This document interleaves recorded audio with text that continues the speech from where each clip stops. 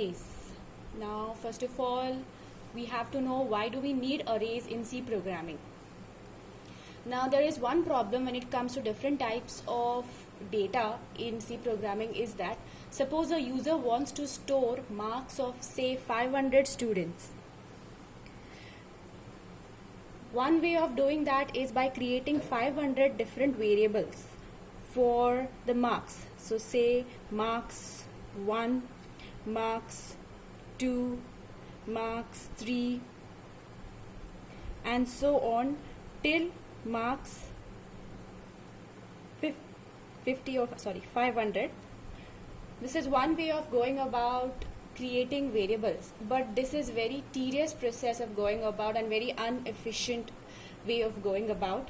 So therefore we have the concept of arrays in C programming, where what you can do is when you want to have all these marks of various students, say 500 in number, you can put them in one thing or a one container which is called as arrays. So basically array becomes a collection of various components, so collection of various different elements put together in one particular place. Okay, so when I say array, for example, say array could be to store marks, array could be used to store percentages, array could be used to store salaries of employees, ages of people, and so on.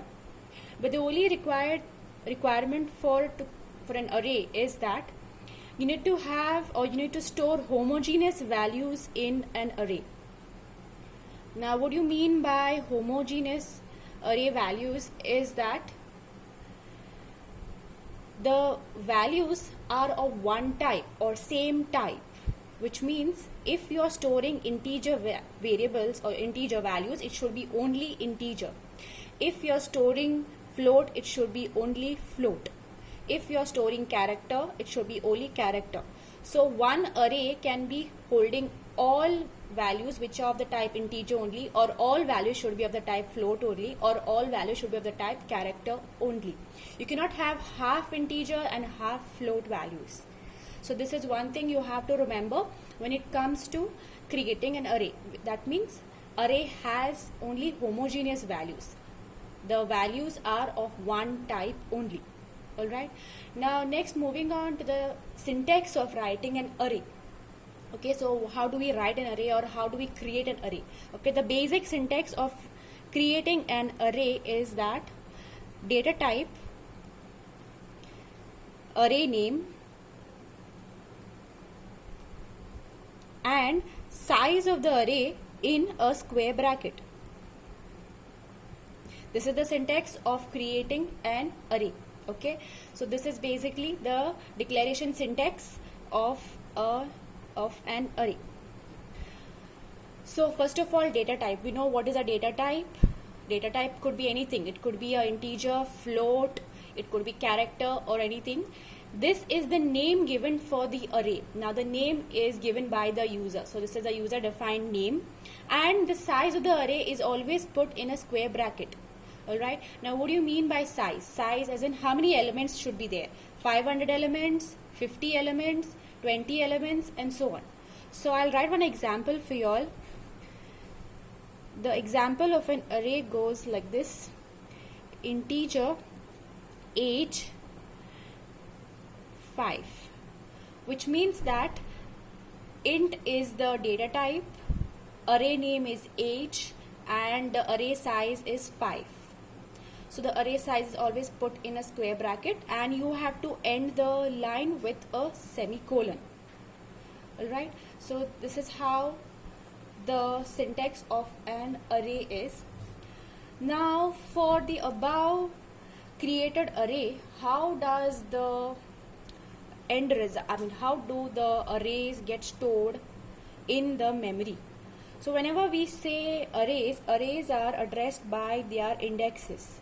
For example, over here we say there are 5 elements. So basically there are 5 indexes, which means when I'm creating this particular array, it will be of this manner.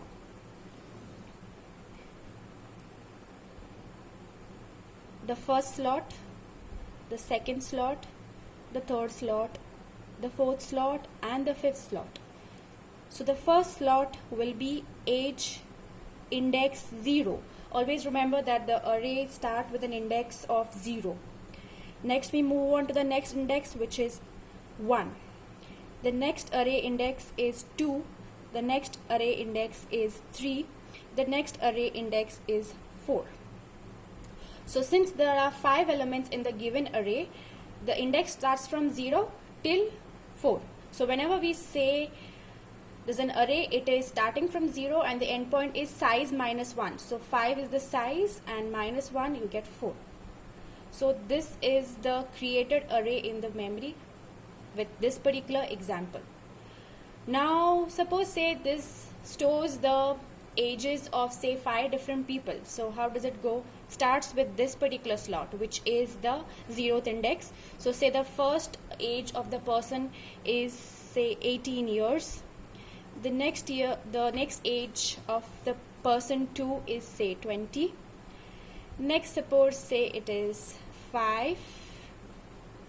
Say next age is 30 and say the next age is 60. So this is how the array is actually created when it comes to this particular example.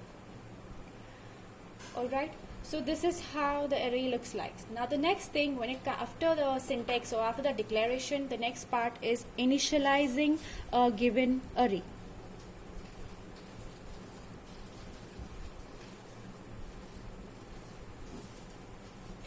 Now what do you mean by initializing? Okay, so initializing as in how do you put this particular elements inside this array. So how do you assign a given array with some elements in it? So how do you do that is, one way of basically going about is that you can create or you can initialize an array in this way. I'm using the same example which I have given earlier, which is int age, the size is 5, and you have to write the elements in a curly brace. So say I have 5 elements, say in this manner. So this is how it will look. So this will be your initializing statement. So basically I am initializing this age array with these values. If I want to initialize this age array with these values, I'll do it in the same way with the above values. So it will be something like this, a curly brace, the first element, the second element, the third element, the fourth element, and the fifth element. Close the curly brace and end it with a semicolon. Now one thing you got to remember is that even if you don't mention the size of the array when you are initializing, the compiler determines the size of the array by calculating the number of elements of the array. What I mean by this is that, suppose instead of writing this, okay, I suppose write something in this way, a empty square bracket, which means I'm not putting the size of the array, but still I'm writing the elements. I'm initializing the 5 different elements. In this case, the compiler will determine the size of this array age by knowing how many elements are present in it, which means that first it will start with age of 0, which will be 2. Then the index will get incremented to 1 and it will put the first element as 18. Next the element will be 20. Next the third element, by incrementing this 1 index to 2, will be this particular element, which is 5. The next index, by incrementing 2, you get 3, and in this particular index position you will put the next element, which is 30, and the last index will be 4. You get it by incrementing 3, and in this particular space or place you're going to put the last element, which is 60. So this is how the array will look like if you do not know or do not mention the size of the array while you are initializing the array. So these are two things you have to remember. One is the syntax, how you write an array, and next is the initializing of array.